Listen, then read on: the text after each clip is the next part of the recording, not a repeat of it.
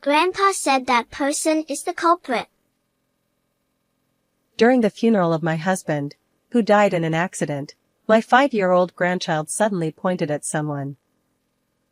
That person turned pale and started trembling. He tried to laugh it off, saying, "It's just a child's words. Don't believe it." The relatives, who had been murmuring, gradually quieted down, and the atmosphere began to calm. However, my grandchild had a mysterious power, and I was convinced that her words were true. "I will uncover the truth for my husband's sake." With that vow in my heart, I began to move to uncover the truth. I married my husband Samuel when I was 29, and for the next 35 years, I supported him as a housewife while he ran his company. We were blessed with 2 children and had a harmonious family life. Our eldest daughter, Scarlett, became a teacher, fulfilling her dream, and married a colleague named Owen.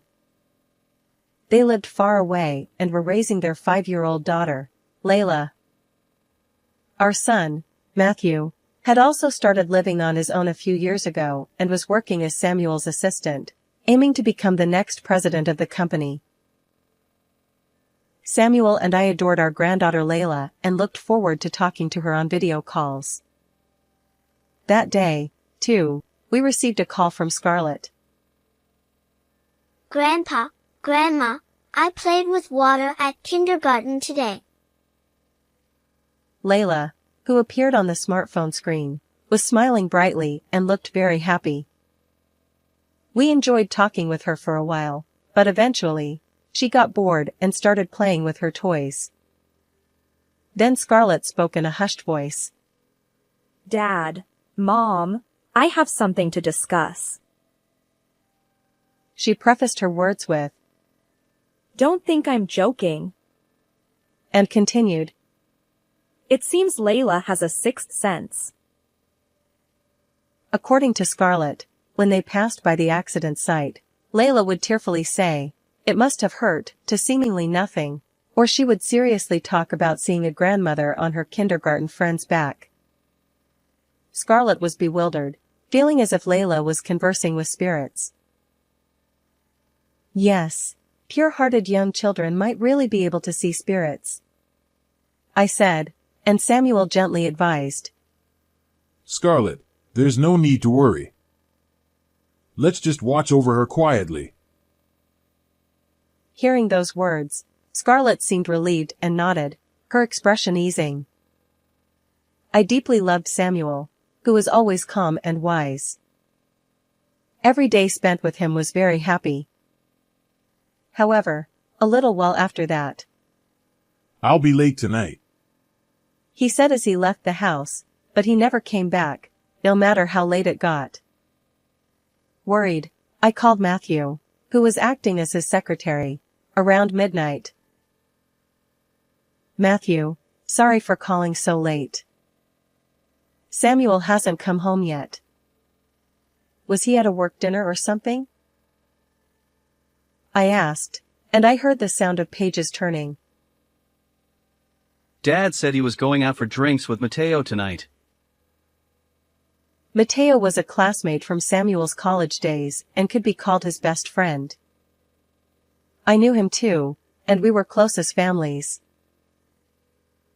"Oh, if that's the case, then it's fine." "You know, Mom's birthday is coming up soon, right? Dad said he was going to discuss a present with Mateo. So, I don't think you need to worry." Hearing Matthew's cheerful laugh, I felt relieved. It wasn't unusual for Samuel to have a lively conversation with Mateo and stay out late. "Then, I guess I don't need to worry. Let's go to bed. Good night." I hung up the phone with Matthew and crawled into bed. However, I was later awakened by the ringing of my phone echoing through the room. Groggily, I checked the time. It was 3:30 a.m. Wondering what was going on, I answered the call. This is the police. Your husband has been in an accident and is now in the hospital. I felt the blood drain from my body and immediately jumped up, heading to the hospital by taxi. Samuel, what happened? I desperately prayed for Samuel's safety in my heart. When I arrived at the hospital and rushed into the room, a harsh reality awaited me. Despite the doctor's best efforts, Samuel had already passed away. No, it can't be. Samuel, open your eyes. As I clung to Samuel's body, crying out, the police approached me. According to them, Samuel had been found by a passerby at the bottom of a long staircase. It was dark, with no one around, and there were no security cameras near the stairs. They concluded that it was likely an accident caused by slipping on the stairs. Samuel had broken his neck from the fall, which led to his death. Even as I listened, I couldn't comprehend it, feeling as if I were in a dream. After the police left, I calmed down a bit and called Matthew first. However, it was early morning, and I couldn't reach him, so I left a message about Samuel's death. Next, I contacted Scarlett, who answered the phone in shock and said, I'll be there right away. She hurried to the hospital. I held Samuel's increasingly cold hand until they arrived. In the morning, Scarlett, who had come from afar, hugged me while trembling. As we cried together, Matthew, who had listened to the voicemail, also arrived. This can't be true. Why, Dad? He stood in shock for a while, before bursting into tears. We mourned in front of Samuel's still body for a long time. However, we couldn't stay like that forever, so we began to prepare for the funeral. Relatives, company associates, and Samuel's best friend, Matteo, attended the funeral. My deepest condolences. Matteo, dressed in mourning clothes and with tears in his eyes, approached me, who was exhausted. That day, I was drinking with Samuel until late. When we left the bar, he said he would walk home since it was nearby. If only I had stopped him and made him take a taxi. He spoke with regret, biting his lip, and I could only look down and wipe my tears, unable to respond. That day, Samuel. What? No, it's nothing. I'll be going now. Matteo started to say something but then left. Then, a company associate of Samuel whispered to me. They had seen Samuel and Matteo arguing at the bar on the day of the accident. However, before I could process this information, the funeral began. Suddenly, Layla, who was sitting on Scarlett's husband Owen's lap, shouted, Grandpa says that person is the culprit. Layla pointed with a determined expression at Matteo, who looked shocked. The sudden event caused murmurs among the attendees. Is she joking? Even for a child, that's too inappropriate. It's just a child's words. Don't take it seriously. He said with a troubled face, and the surroundings gradually calmed down. Layla was taken outside by Owen. But Grandpa is really angry. He said he will never forgive him. Layla continued to point at Matteo until she left the venue. I noticed that the person she was pointing at was pale and trembling. Although the funeral resumed, I couldn't get Layla's words out of my head. After the funeral ended peacefully, I was looking up at Samuel's portrait alone, and Layla's words, "That person is the culprit," kept echoing in my mind. I couldn't help but think that Samuel had been deliberately killed by someone, not by accident. I will uncover the truth for sure. Holding Samuel's portrait to my chest, I resolved to uncover the truth and clear his name. A week later, I was in a certain place. I called out to someone who seemed irritated and was searching for something from behind. "What are you looking for?" Startled, Matthew looked at me standing at the entrance of the room. Mom? Why are you in my house? I showed him the key I was holding, as he looked agitated. "I gave you this apartment with Samuel. It's only natural to have a spare key, right?" Even so, it's inappropriate to enter a house where someone lives alone without permission. I have my privacy too. Matthew said, flustered, but I ignored him and continued. "More importantly, you were looking for something, weren't you? What were you searching for, turning the closet upside down like that?" It's none of your business, Mom! "Is this what you were looking for?" When I held up a plastic bag, Matthew's face turned pale. He then approached me with a terrifying expression. Give it back! At that moment, Scarlett and Owen burst in through the front door, and Owen restrained Matthew. Owen, being a physical education teacher with martial arts experience, made it impossible for Matthew to escape, no matter how much he struggled. Why are Scarlett and the others here too? Let me go! Scarlett looked at the bag I was holding and asked, Matthew? Why were you hiding just clothes so carefully? Inside the plastic bag were a black hoodie, black pants, brand new sneakers, and gloves. What does it matter? Did you rummage through my house without permission? Matthew shouted loudly while being held down by Owen. So, the culprit Layla mentioned that day was you, Matthew? It was Mateo, wasn't it? No, from Layla's position, she could see you behind Mateo. Layla was pointing at you. You realized that too, didn't you? Yes, at that time, the person trembling in Layla's line of sight was Matthew. You took Samuel's life, didn't you, Matthew? When I said this quietly, he laughed. What? Are you going to believe Layla's delusions?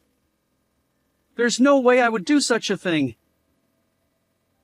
I suspected you and immediately searched the house.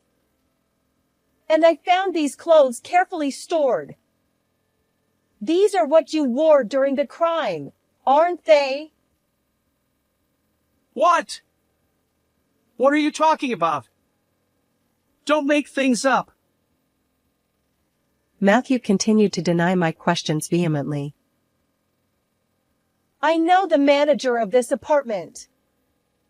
He saw you coming back late at night wearing these clothes on the night Samuel died. I had talked to the apartment manager. He remembered and told me. Now that you mention it, Matthew. I was just jogging. Then what about this? Next, I showed him a video on my phone. It showed the view from a car driving through the town late at night. Did you check the dash cam without permission too? At the time of the accident, you parked at a coin parking near those stairs and returned about 30 minutes later. What business did you have there in the middle of the night? When I asked, looking straight at Matthew, he averted his eyes and fell silent. I spoke with Mateo. He said that on that day, Samuel confided in him about his troubled relationship with you. According to him, Matthew would flaunt his status as the CEO's son at the company and treat other employees arrogantly. However, his work as a secretary was sloppy, and Samuel often scolded him. Samuel kept this from me and Scarlett to avoid worrying us. On the day of the funeral, Mateo tried to tell me about this, but decided to keep quiet, thinking it was unrelated to the accident. He also mentioned that he got heated while discussing Matthew's upbringing, which was likely the argument Samuel's colleagues witnessed. Matthew, I'll ask you again. Did you take Samuel's life? As Scarlett, Owen, and I watched with bated breath, Matthew glared at me with hatred. What if I deny it? I'll take these clothes to the police for investigation. They should find some evidence. Matthew nodded and sighed deeply. Yes, I did it. His motive was incredibly selfish. While Samuel was usually kind, he was very strict at work. Matthew resented Samuel for constantly nagging and trying to guide him. If Dad were gone, I'd inherit the estate and become the next CEO. I realized I had nothing to lose. Matthew's half-smiling face looked like a demon to me. Mom, if you keep quiet, I'll ensure you live comfortably. You wouldn't want the family to be known as criminals, right? Yes, that might be true. Matthew smiled smugly at my words.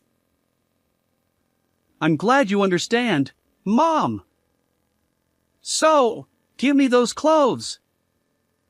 If I dispose of them today, all evidence will be gone. At that moment, we heard police sirens approaching. What? No way. How? I had Scarlett call them. Convinced that Matthew was the culprit, I had asked Scarlett to contact the police before entering his house. Why? You agreed with me, didn't you? I never intended to forgive you. No, it's not too late. You can still deceive the police. I approached Matthew, grabbed his shoulders, and looked him straight in the eyes. I will never forgive you. I vowed to clear Samuel's name. Matthew, we are cutting ties with you. Surrender and atone for your sins. Ugh! The police arrived and took Matthew away, while Scarlett, Owen, and I watched silently. Later, a reinvestigation was conducted, and I handed over the clothes Matthew had hidden to the police. The fibers from Samuel's clothes found on the gloves were the decisive evidence, and Matthew was found guilty. He confessed his selfish motives to the police, shocking everyone. Scarlett and I, as his family, demanded a severe sentence for Matthew. He will be in prison for a while, and even when he gets out, no one will help him. I no longer consider Matthew, who hid his terrifying true nature, to be my son. Meanwhile, Samuel's trusted subordinate took over his company. Thanks to Scarlett and Owen inviting me to live with them, I now live with them. I will live for Layla's growth and move forward without shame for Samuel. In the photo I gazed at, my beloved Samuel was smiling with the same smile I loved. How was this story? Please subscribe to our channel. See you in the next video.